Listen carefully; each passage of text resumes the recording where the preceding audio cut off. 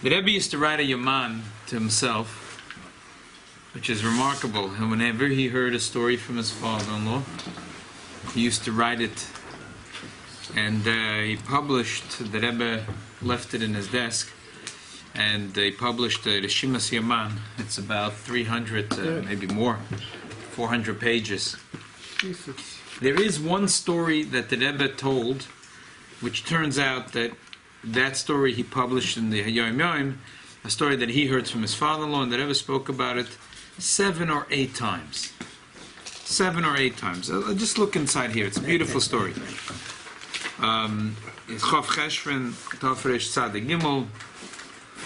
So these are stories that he heard from his father-in-law that day. It's a Yom Aledes of the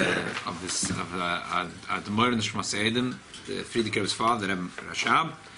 Said L'chaim. He would say a maimer. Once there was Shabbos Vayeira. It was the Yom Aledes, and it was the birthday of the Rebbe Rashab. And the day before and afterwards, his mother Rebbe Tzanifke brought him to Zayda Tzemach Tzedek. So this was when he was 4 or 5 years old, because he was born in the year Tafresh Chafal. Tzemach Tzedek was installed in the year Tafresh Chafal. They brought him to the room. I'm sorry, this was a site Sula Cheder when he was 3.5 years old. Okay. So back to the story. The Rebbe Rashab started to cry, and he said, why is it that the Eibishter revealed himself to Avram Avinu and we don't see the Eibishter? Tzemach Tzedek answered, as a Yid zu 99 Jahren is machlich, tzorich lomas l'satzma is avert that the Eibishter soll erweisen zu him. When a Jew at the age of 99 decides that he has to circumcise himself, he's worthy that the Eibishter should reveal himself to him.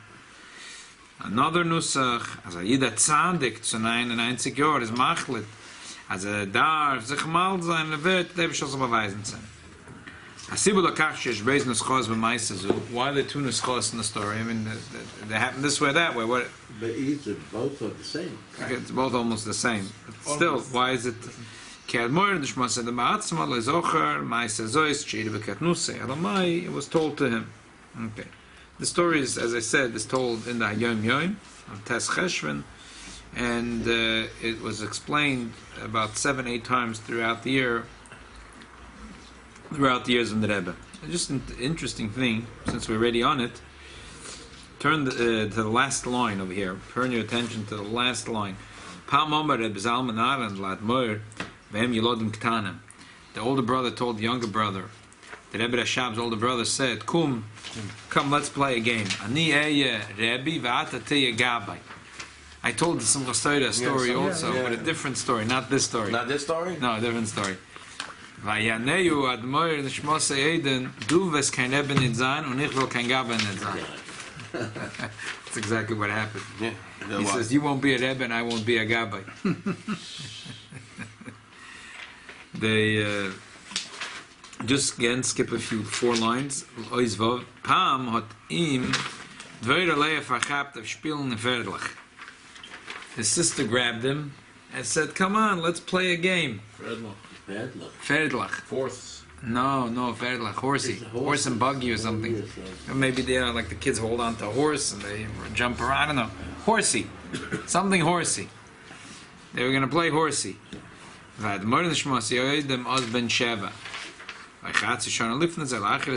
the 7 years old. Early, young. And he answered, was willst du? Mit darf nicht sein kein heilig bottle. What do you want? Let's not waste our time. Kabbalas El Malchus Shamayim darf sein from Moide Ane bis Biyotcha Afkid. As a kid, 6.5, maybe 7 years old. The Kabbalas El Malchus Shamayim is from when we say Moide Ane in the morning till Biyotcha Afkid. So what, are we going to play horsey now? Going to stein? Bachlal is gelegen in Azoyne in Yonim Kenal Besipa V'chiyose Al Dvarinja is Galas Kadosh Baruch Hu L'Avraham Avinu Olav Shalom V'Denu Yalav. When he was a child, he was already, his mind was in godly things. Pam Sholas Aviv Admor marash nishmas edim. Ksiv su more enechem rubi bore elo. Nu in the erd. Is if you look up in the heaven, you see God. So he asked, why? If you look in the earth and you see the brilliance of everything that's going on from the earth, you don't see God? Why is it only when you pick up your head and you look up with your eyes to heaven? Admor marash ona kamosh onim liyelad. He answered him like you would say an answer to a child. He didn't try to tell him sophisticated things. He spoke to the child's level to answer the question. Avol behercha vabiur, but he spent a lot of time explaining it. It's interesting, sometimes children ask good questions. Sometimes you have to take the time to answer them. You told the story when we walked the 770 about when one of the children has a question for the Rebbe, and he put it in the Erev and he was answered. Yeah, I told him the sukkah from my friend Mendy Khanna. Unbelievable that the Rebbe answered. He got a call. His mother got a call an hour and a half before Lichtman Shine Rava. You're good. You remember. I remember. I was drunk, but I still wanted to remember this. It's a good story. Good to be drunk and to remember. No, but this is a good. This is if the Rebbe story. Unbelievable story. It's a I said story. I said it the night before in the sukkah. Oh, well, no, I don't think nobody. When you weren't drunk then. No. So fragt the Rebbe a shaila. The shaila is, it's answered, from the answer it sounds like that Vayeira Elov, because he was such a tzaddik, and still he just realized, even though he was a tzaddik, and he served Hashem for 99 years, and he had Mesiras Nefesh, and he decided that now he has to do something which is to cut off the milah, which spiritually means that a person has to cut away the orla. And he's 99, he lived so long, and he's a tzaddik, so that's what he deserved. Right, because Hashem told him. But, he did it completely. It says he did it. So how come he didn't make a bris? Yeah, why he was not born with the bris already? Why do we need to do it? Right. This week's parsha. Yeah. So what is it that we can take from this? L'choira, oibazoi, the answer makes it distant. The answer doesn't make it closer to us. The answer says that if you're a tzaddik and you devote yourself, and you realize, if you're 8 days old and you realize you need a bris because you have an orla verstetzach, but there's a yid, a tzaddik, and so how do we take it to us? What kind of lesson could we learn from this? Simple shaila. So the Rebbe says like this: we have in the mitzvah Samila, you have something unique, and because it's so unique, that there was a big revelation, and the parsha starts Vayeira Elav Hashem. Chassidus says that this was the highest revelation. In the previous parsha it says Vayeira Avaya Elav. Now it says the other way around. Vayeira Elav Avaya. So Chassidus says Vayeira, the whole level of Yud Kei Vav Kei was revealed for him. So on the one hand, it was the highest of the high. It was the biggest gilui, and it says Elav. Elav means it went into him. What does it mean went into him? Rashi says that when the Eibusher revealed himself by Bris ben Absarim to Avram, Vayipol Avram Alponov, he fell on his face. Rashi asks, why does he have to fall on his face? So Rashi says, because he didn't have yet the mitzvah of Milah. And before he had the mitzvah of Milah, whenever the Eibusher revealed himself to Avram Avinu, it was so scary, so awesome, that he would fall on his face. After the mitzvah of Milah, he was able to sit on his chair and take, like the Yalkut Shemaini says, Achshav Shenimulu Yoshev Ani Ayman. That's why it says, V'hu Yoshev Pesach Ha'oil K'chaim Hayom. The first time he ever saw the Eibishter while he was sitting, otherwise he was like, it says by Bilam, Noifa L'glui Noyim. Because Bilam had an orla, he wasn't circumcised. So the only way a person without circumcision could see the Eibishter is to be overwhelmed and fall on the ground. The first time Avram Avinu was able to see the Eibishter, V'hu Yoshev Pesach Ha'oil, that he is sitting, not Vayipal Avram Al Panav, it was in this week's Parsha. After the Bris.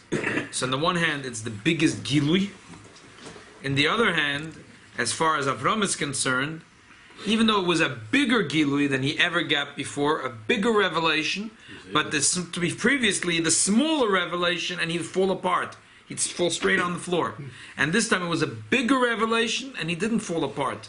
He was a keli. Because he had the milah, so that he was able to take it in and sit and not fall apart.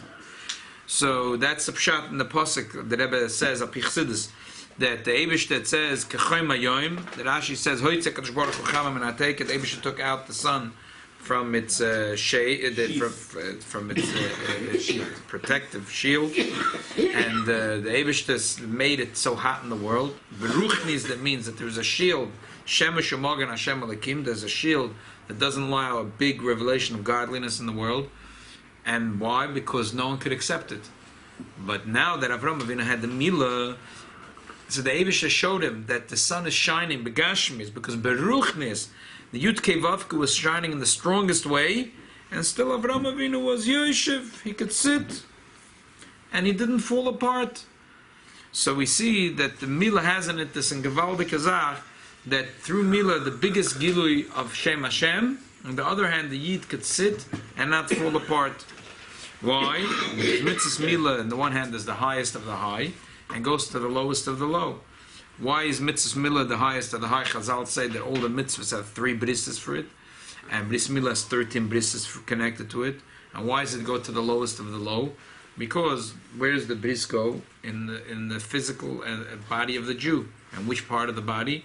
The Rambam says that the Eibishter wants that the taiva should be weakened by the Yid. So therefore, in other words, in the place of the most coarse part of the human being, that's where the Kedusha is set. So it's the highest of the high in Kedusha that brings the Kedusha in a place of the lowest of the low.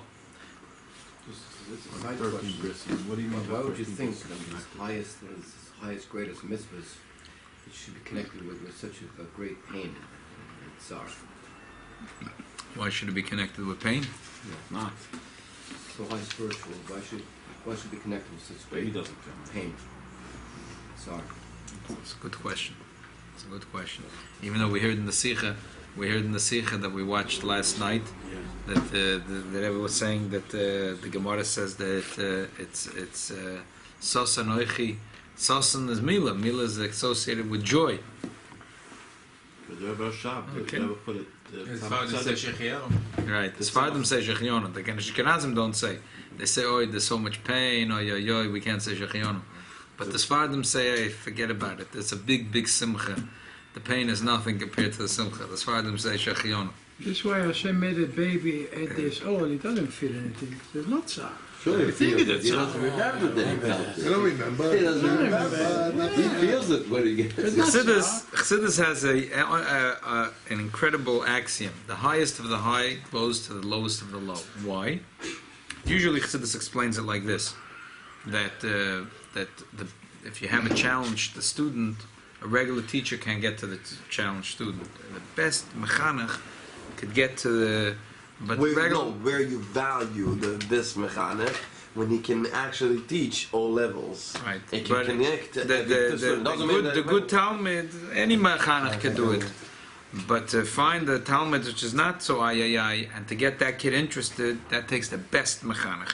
Like our class. Uh-huh. No. So... So the highest of the high is but the emesis, the Rebbe says, is also the other way around. It's mamish the other way around too. That where do you see the biggest gilui of Elokus? In the lowest of the low. Why? So there's an understanding here. Because Poshet, the Alter Rebbe says that spiritual worlds you don't see, because spiritual worlds can evolve one from the other. But to create a Olam Hazeh Agashmi, the Yesh, a table, a world, it's only Koyach Yechelis of the Eibishter himself. And when Chassidus says that this place is a Dira Lo Yisborich, it's not that, wow, and the kunz is that even in the lowest place we see the Eibishter himself. It's the other way around. In the spiritual world there is Gilui, there's revelation, there's glitz and glamour. But the essence of the Eibishter, the Atzmus, the essence of the Eibishter, is revealed Dafka in this world. So Dafka, because it's the lowest place, it's Gashmi, so we understand that it's impossible that this should happen only from the Eibishter himself. That's what the Alter Rebbe says, that the Yesh, Agashmi, must come from Yesh Amiti. Dafka, because you're in the lowest place of all the Seder Ishtalshlus, and you look at this world, you can't this can't be evolving from a spiritual world. It has to be bekoiche v'chot of the Eibush himself. So dafke in the lowest place, you see the highest koyach. So when you see that in the human body, which is begashmias, and a place of chumrias, and in which part of the body in the bris, which is by the goyim, it's considered the chumrias sheba chumrias, and by yid it's kedusha sheba kedusha. So from there you see the highest level of Vayeira elav avaya, the highest level of Yud Kei Vav Kei. As an aside, what is the story with Rabbi Shimon Bar Yochai? He also he revealed the Eibush in the world on himself, because the minute he walked out of the Mara, he was burning people out. The question is, so what kind of a revelation that is? I mean, Avraham Avinu was revealing God in the world. What was Rashbi was doing? That's why they sent him back to the cave for a year. That's why they sent him back. To revise recalculate. Calibration. To buy it was tomato. To buy it was tomato. Downgraded.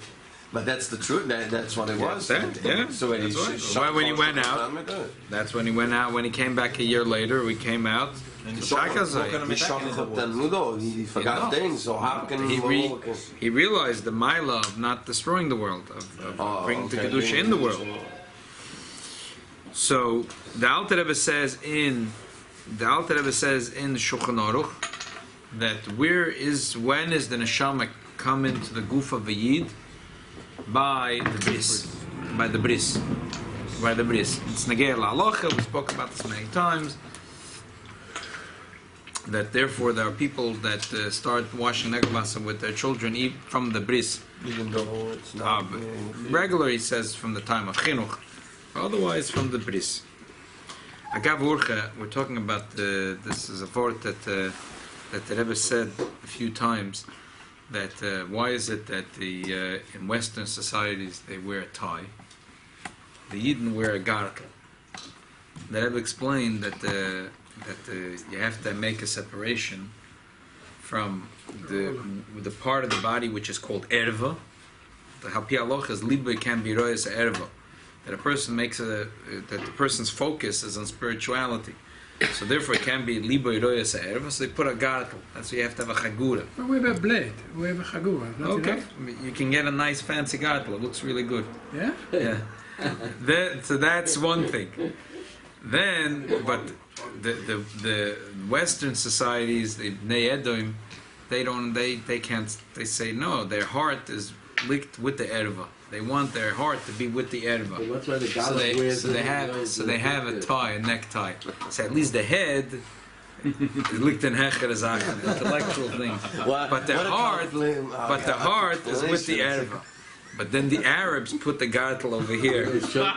Their head and their heart is with the erva. What is the Rebbe's sickness about the gartel? Their heart and their head is with the erva. Well, that's the truth. That's what. Yeah.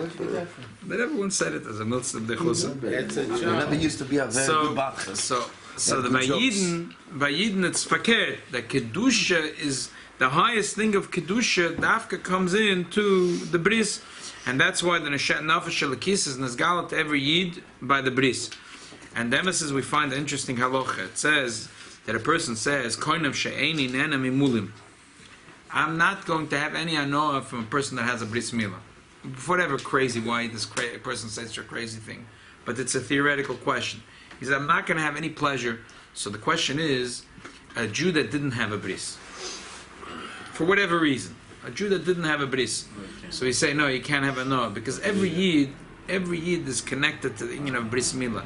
To the extent that even a woman, a Jewish woman, the Gemara says, Isha command mal yadami. Avogav de loma command mal yadami. No, so what's why a woman, if they don't have a bris, what do they have? So we'd say it's as if they have the bris. It's as if they have the bris. But every single Jew... But if she's a ger? Doesn't matter. It becomes as automatic as if they have a bris. The Bedouin make the girl. Okay, do me a favor. That is the bris. Yeah. That is not a bris. That's not a bris. That's sickness.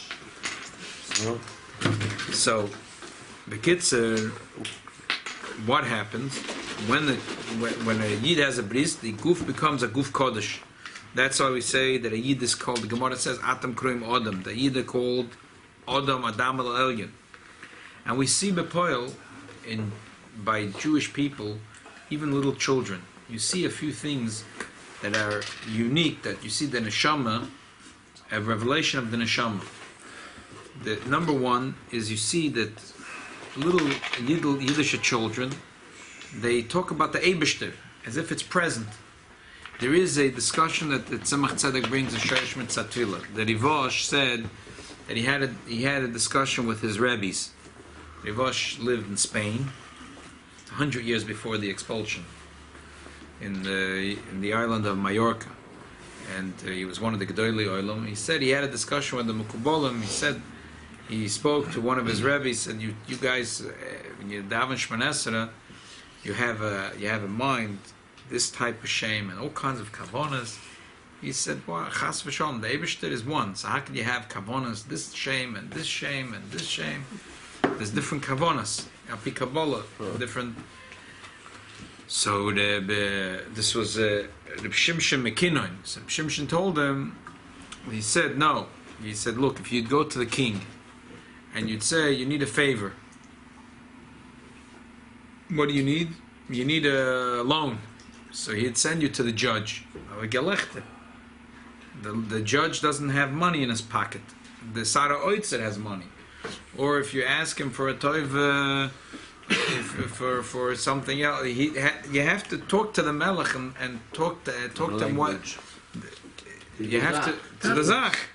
So in different brachas we're mechaven to different shemes. So the Rivosh said, but then one of his other rabbis said, nah, he doesn't like this teretz. He said this phrase, "Ani mispalo l'dazeh atinuk." He said, when I daven like a Jewish child. A Jewish child has no kavonas. He has no kavonas. And he says the Eibishter is the Eibishter himself. And the Tzemach Tzedek has a whole pilpul about these two attitudes. Hashem hu Elokim. It was about Tanya, right? That person should have some. We have a kavona that all the kavonas that there is, as if we have those kavonas. But the Alter Rebbe never writes them in a siddur, the kavonas. He took them out of the. What about Hashem hu Elokim? Hashem. That's a but not all the kavonas. All the kavonas that is the Alter Rebbe doesn't have in the siddur. Don't he urge the study Right. of Chassidus before davening? So Yeah. isn't that intended to? That's intended for sure. But Lepoil, there's this attitude. Ani mispal adazeh atinik. So that's, in other words, we're saying that a Jewish child has something. He doesn't know chachmas. To him, the Eibishter is present. There's another thing you see. How do we raise Jewish children? With a big emphasis on making brochas. Why is the Gemara says a story about Vayeira Virava? There were little children, and their teacher asked them, "Who are you giving a brocha to?"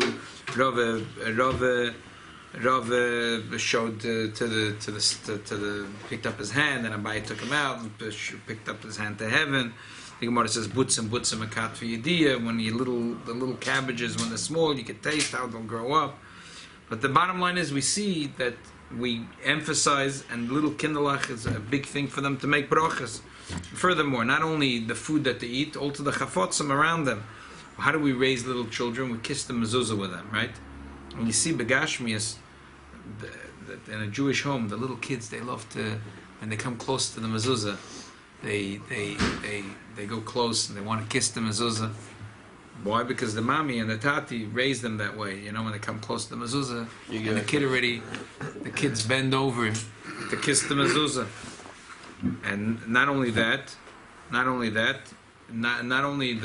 the person himself, not only his food, not only his house, but also the chelik in the world. That Tzemach Tzedek said that a Yid declares Mach do Eretz Yisrael, that he makes the chutz la'aretz, the kedusha of Eretz Yisrael. So, Sok the Rebbe Azoi. Here's the bottom line. That for sure, when it says in the pasuk Vayeira Elav Avaya, here it doesn't even say Avram Avinu. It says Vayeira Elav. Who's Elav? Elav means, when you read it in the Chumash, is every single Yid. It doesn't say Avram Avinu. Vayeira Elav. To every single Yid. This revelation is to every single Yid. The Shaila was not about the Metzias. The Metzias is every single Yid, when he has the mitzvah of the Bris, he's Zoichet to have Vayeira Elav Avaya. The Yud Kevavke is revealed to every Yid. That's a Metzias, because the Nechelek Elkamim Al Mamish goes into the Yid, and it later expresses itself that when they start teaching a Jewish child about Amunah, it's at Ladazat Tinuk, and the kid has a Chayes and Brochis, and kiss them as Zuzah, and declare the Eibishter, and he's a proud Jew walking in the street with a Yamuk and Tzitzes. The question and the crying of the Rebbe Rashab was like this. He said, why is it that Avram Avinu was able to see that the Eibishter is revealing himself to him? We don't see it how the Eibishter reveals himself to us. And he said the Diuk Kaloshin is Avram Avinu. Sometimes you say Avram, sometimes say Avram Avinu. Why Avram Avinu? Avram, in other words, because we are the descendants of Avram, and we're, in other words, a Yodesh get everything from his father. So we should be Zoichet to get the entire Yerusha. Why we're not getting the entire Yerusha? Yeah. So the Zayda answered that we are getting the entire Yerusha. But if there is two things. There is having the Gilui of Vayeira Elov, and then feeling it and seeing it. In order to feel it and see it, a Yid has to have a schus. And for that is that Yid has to decide that he has to spiritually do the avodah of Bris Milah. But not the Shaila wasn't that why the Eibishter revealed himself to Avram and to us not. The Kilu, the Eibishter doesn't reveal himself to us. Versteht so the Eibishter reveals himself to every Yid. Vayeira Elov is to every single Yid. Through the Bris Milah, the Eibishter is revealed to every single Yid. There isn't such a thing that there's one Yid that the Eibishter doesn't reveal himself through the Mitzvah's Milah to him. Elamai, it happens sometimes a Yid that he doesn't see. He doesn't see. So that was the Taina. He cried and he said, I want to see how the Eibishter is close to me. I want to see how the Eibishter is close to me. So for that he said, for that you have to do something for it. A Yid has to do some special avodah to cut away his coarseness, the chumrius, to make a bris milah, in order to be zoiche to see it. To be zoiche to see it. So what happened when Hashem came in the dream to a Navi? He doesn't pour it in his face. No, from now that every Yid has a bris, right? From now. He says from after the bris. I have a cousin who's a shliach in, I forget where, some funny name. It's in Quebec. So because he grew up in France, French. So he speaks French. So yes, he's not French Canadian. He's French. And so he fits in very well. So he's a shliach. He called me tonight when I'm thinking about the Sicha. So I said, Nochemke, you probably want to. He calls me every year, and I buy 3 tickets in his raffle. So I said, okay, just swipe that. So just put it on the credit card. He said, no, you're not. Listen to me. I have something to tell you. He says there's a Yid. He goes to this Yid once a year. Yid is not even. He says, Steve, he's not even interested in coming Yom Kippur to shul. But he says, Rabbi, it's very important. He understands it's very important that this town there should be something, a shul. So he gives a little donation every year. He started at 1,000. Now he went up to give 5,000 a year. Okay. He puts on film with him, but that's it. Once a year you meet. So he met with him recently, and the Yid said that there was a frum guy from Montreal who was trying to start a business, and he was trying to get a loan from a bank. He needed 1.3 million to get his business started. So the bank approved for 300,000. It wasn't shaykh. Couldn't start the business with 300,000. He needed 1.3 million. And they had some connection. So he came to this guy, to Steve. So he said, this is a Yid. He decided he's going to help this Yid get the loan. And he really put himself into it. And he got him approved for the loan for $1.3 million. This Yid, Lubavitch Chosa, came to thank him. So he said, what are you thanking me? If I have the koyach to help you, I have the koyach to help you, I have to help you. I must help you. Because we're So Jews. he says, I'll tell you a story from my rabbi. Tell you a story from my rabbi. My rabbi told me last time I was here. The rabbi told me a story from Reb Zusha. That the Yid came to Reb Zusha, and he has a daughter, but he doesn't have a penny in his pocket. And how's he gonna? No one wants to marry his daughter. He has nothing. So Reb Zusha said, "How much money do you think you need to make a good shidduch, a sheina chasna? What would be your dream?" 60 He rubles. didn't. He was thinking of a high number. So he said 5,000 ruble. Oh, good. So the Zusha says, "What's the big deal?" Pulls out a paper and a pen, and he says, "He thinks, oh." Yeah. He writes a letter to my dear Chassid at the bottom. Here is a Yid. He'd like to marry off his daughter. He'd like $5,000. Give him on a dova. Good. Signed Reb Zusha. So the Yid takes the letter. And Reb Zusha, before he leaves, Reb Zusha says, "Listen. Ein zach. Ein tonight. Don't take a nickel less than 5,000 ruble." So he travels this place, and finds this at the bottom. And the Rebbe opens the door. He says, "I should come for Reb Zusha." He gives him a beautiful room, and he serves him beautiful dinner. And he opens up with the letter of Reb Zusha. And he takes the letter. He says, "Can I keep it?" He says, "Sure, you can keep the letter." So I'll tell you, the emes is, Kapson comes, I give 2 ruble.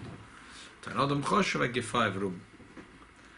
But sometimes it comes mamish, an Adam God, so I give 50 ruble. Exception, I give 100 ruble.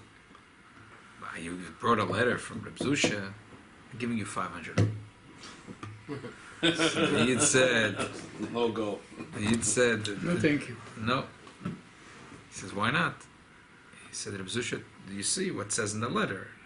It's 5,000 ruble." So he said, "You know what? I'll give you 1,000. No. 1,500. No. 2,000. No. Okay, that's it. I can't give more." So I said, "Okay." Fine. Goes back to the Zusha, travels back to the Zusha in Anipoli. Reb Zusha says, "No, what happened so quick? You're back?" He says, "You told me I should only take 5,000. He wanted to give me less." So, "Oh, okay, mach no shtois. Give me another piece of paper." He takes that paper. He thinks for a minute. He says, here he writes to my chassid, Reb Shimon. And he writes the same thing. "Please, I need this. Give him the dobit. He's $5,000, 5,000 rubles." And he tells him where to go. Again, he travels and he travels. He thinks that this time he'll come to a place. He comes to a house that is clearly not a gevir. And okay, but that was it. This was the Reb Shimon, the letter. So he gives the letter to Reb Shimon. How much? He says 5,000 ruble. He said, "Okay, look, let me tell you something. I don't have mezumah right now. Do me a favor, stay with me for a little bit, a couple of days, and Mitzvah Shem." This guy realizes that at the first day, right away the cows are not there.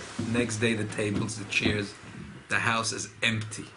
There's nothing left in the house. This guy is selling everything, whatever he could put his hands on. He needs the 5,000. That Rebbe Gebet. Bekitza, by the time he left, there was nothing left in the man's house. Gave him the 5,000 rubles. And he left. He left. Get 5,000 rubles. How do you take the money? No, it's You have to marry your daughter, you talk different.